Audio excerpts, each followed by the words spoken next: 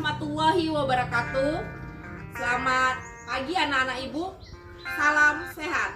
Bagaimana kabar anak-anak ibu hari ini? Semoga dalam keadaan sehat-sehat saja. Jangan lupa jaga jarak ya nak. Bila berpergian memakai masker. Jangan lupa juga social distancing dan physical distancing kita ya. Kita tanamkan dalam kehidupan kita sehari-hari. Kemarin kita telah mempelajari ciri-ciri teks prosedur dan jenis-jenis teks prosedur. Hari ini kita akan mempelajari struktur teks prosedur. Marilah kita simak PowerPoint berikut ini. Ya, kita masuk teks prosedur ya anak-anak. Teks prosedur dalam kehidupan sehari-hari dapat kita temukan yaitu seperti membuat layang-layang, ya, memasak makanan, itu ada langkah-langkahnya seperti itu. Kita masuk sekarang struktur teks prosedurnya bagaimana. Sebelum itu kita mengetahui kompetensi dasarnya dahulu anak-anak. 3.6 menelaah struktur dan aspek kebahasaan teks prosedur tentang cara melakukan sesuatu dan cara membuat, cara memainkan alat musik, tarian, daerah, cara membuat kuliner khas daerah, membuat cenderamata, dan lain-lain. Dari berbagai sumber yang dibaca dan didengar. 4.6 menyajikan data rangkaian kegiatan ke dalam bentuk teks prosedur tentang cara memainkan alat musik daerah, tarian daerah, cara membuat cenderamata, dan lain-lain dengan memperhatikan struktur unsur kebahasaan, isi secara lisan dan tulisan. Indikator pencapaian kompetensinya yaitu mengetahui tujuan teks prosedur, menelaah hasil melengkapi teks prosedur dari segi struktur dan kaidah bahasa. Tujuan pembelajarannya yaitu dari pembelajaran ini siswa diharapkan dapat mengetahui tujuan teks prosedur, menelaah hasil melengkapi teks prosedur dari segi struktur dan kaidah bahasa. Jadi anak-anak ibu di sini inilah yang harus kamu dapat, yaitu mengetahui tujuan teks prosedur, menelaah hasil melengkapi teks prosedur dari segi struktur dan kaidah bahasanya. Tujuan teks prosedur, segala sesuatu itu pasti ada tujuannya ya nak. Di dalam pembelajaran kita pun pasti ada tujuannya. Tujuan dalam teks prosedur ini bertujuan untuk memudahkan pembaca maupun pendengar agar dapat mengikuti langkah-langkah perintah dari isi teks dan yang tujuan akhirnya bisa sesuai ingin pembaca maupun dengar. Jadi dengan membaca teks prosedur itu, jadi pembaca tersebut atau pendengar tersebut dapat melakukan atau menerapkan apa yang di dalam teks prosedur tersebut. Struktur teks prosedur, cara membuat sesuatu. Ibu jelaskan kemarin jenis teks prosedur itu ada 3. Cara membuat sesuatu, cara melakukan sesuatu, cara membuat sesuatu, cara menggunakan alat, cara melakukan kegiatan. Ada 3 ya nak. Ada 3 jenis teks prosedur. Jadi kalau di sini teks prosedur cara membuat sesuatu itu yaitu 1 tujuan teks prosedur.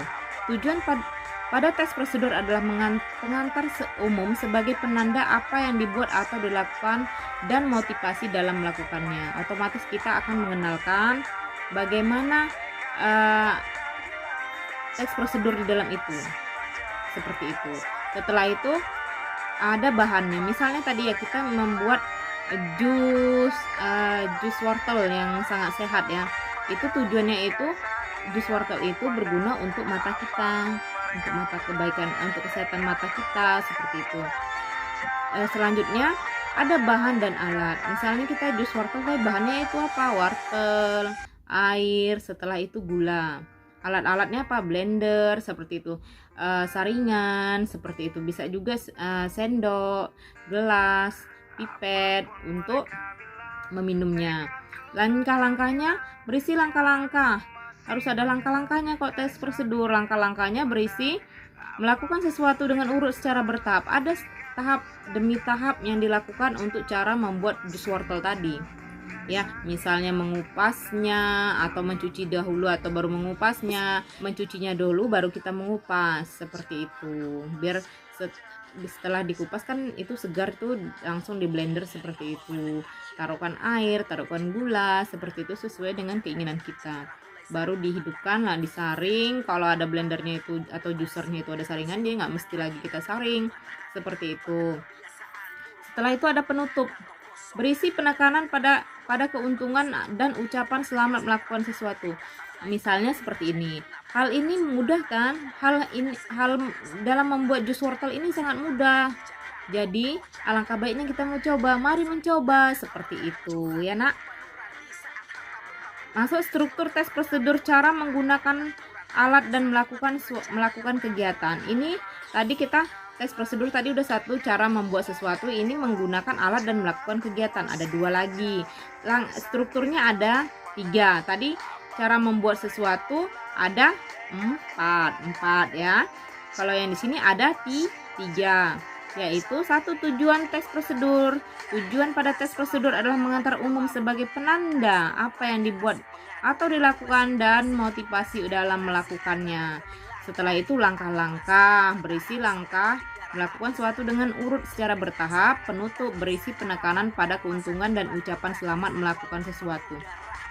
Jadi anak ibu, di antara 3 jenis teks prosedur tersebut ada satu strukturnya pembeda, yaitu cara membuat sesuatu. Cara membuat sesuatu itu dia menggunakan bahan dan alat. Di situ dijelaskan. Namun pada menggunakan alat dan melakukan kegiatan, dia tidak menggunakan bahan dan alat itu ya. Itu yang kamu ingat. Kalau struktur teks prosedur itu ya, yang membedakannya antara menggunakan alat dan melakukan kegiatan dengan cara membuat sesuatu, yaitu di dalam membuat sesuatu itu ada alat dan bahan. Di situ ya nak. Kita lihat contohnya di sini, membuat ikat rambut. Membuat ikat rambut berarti termasuk teks prosedur membuat sesuatu ya, membuat sesuatu.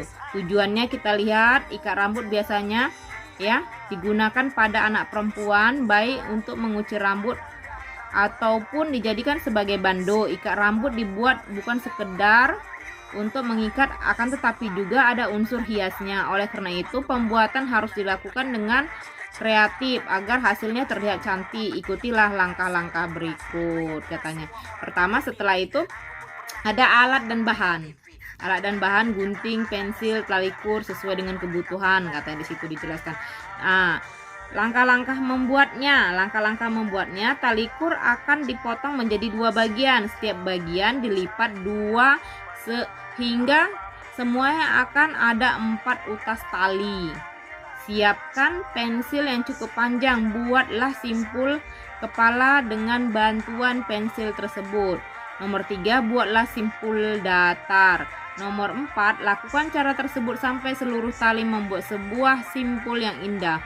Buatlah variasi agar simpul tidak monoton. Jika perlu, gunakan tambahan aksesoris lainnya sesuai dengan selera. Seperti itu ya nak. Jadi ada lagi di situ nomor 5, ikat rambut siap untuk digunakan, nomor 5-nya. Di dalam penutup, caranya mudah bukan? Katanya di situ. Mari kita tampil cantik dengan karya kita sendiri. Selamat mencoba. Seperti itu. Jadi kepada anak-anak kami ya, di situ ya, silahkan berkreasi menggunakan dengan langkah-langkah teks prosedur tersebut. Refleksi pembelajaran kita ini ya mengenai struktur teks prosedur. Teks prosedur itu ada 3 jenis. Satu, cara membuat sesuatu. Kedua, cara melakukan suatu kegiatan. 3, menggunakan alat. Pembeda struktur teks prosedur, cara membuat sesuatu dengan cara menggunakan alat dan melakukan kegiatan, yaitu pada langkah dan bahan. Itu pembedanya. Di dalam teks prosedur membuat sesuatu ada bukan langkah, ada bahan dan alat. Ada bahan dan alat. Di dalam cara membuat sesuatu itu ada alat dan bahan. Tetapi pada 2 jenis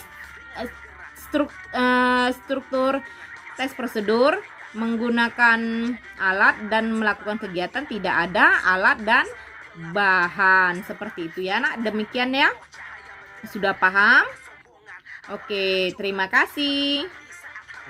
Demikianlah pembelajaran kita hari ini. Semoga dapat bermanfaat untuk kita.